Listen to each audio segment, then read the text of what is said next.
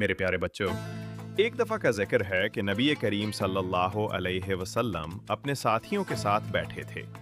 अचानक एक गरीब आदमी उनके पास आया और कहा, या रसूलल्लाह, मैं बहुत गरीब हूँ और मुझे कुछ खाने को चाहिए। नबी करीम सल्लल्लाहु अलैहि वसल्लम ने उससे पूछा, क्या तुम्हारे पास कोई चीज़ नहीं है?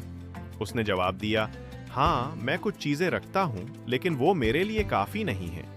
दिया, मेरे पास सिर्फ एक पुराना कंबल और एक प्याला है। नबी करीम सल्लल्लाहु अलैहि वसल्लम ने वो दोनों चीज़ें मंगवाकर अपने साथियों में नीलाम कर दी। जो पैसे मिले उनसे खाने का सामान खरीदा और उस शख्स को दे दिया। लेकिन उस शख्स ने वो सामान बेचा और उन पैसों से एक कुल्हाड़ी खरीदी। वो जंगल में जाकर लकड़ियां काटता और उन्हें बेचकर पैसे कमाता। कुछ ही अरसे में वो अपनी मेहनत से खुशहाल हो गया। ये देखकर नबी करीम सल्लल्लाहु अलैहि वसल्लम ने फरमाया, किसी से मांगने के बजाय अपनी मेहनत से रोजी कमाना बेहतर है।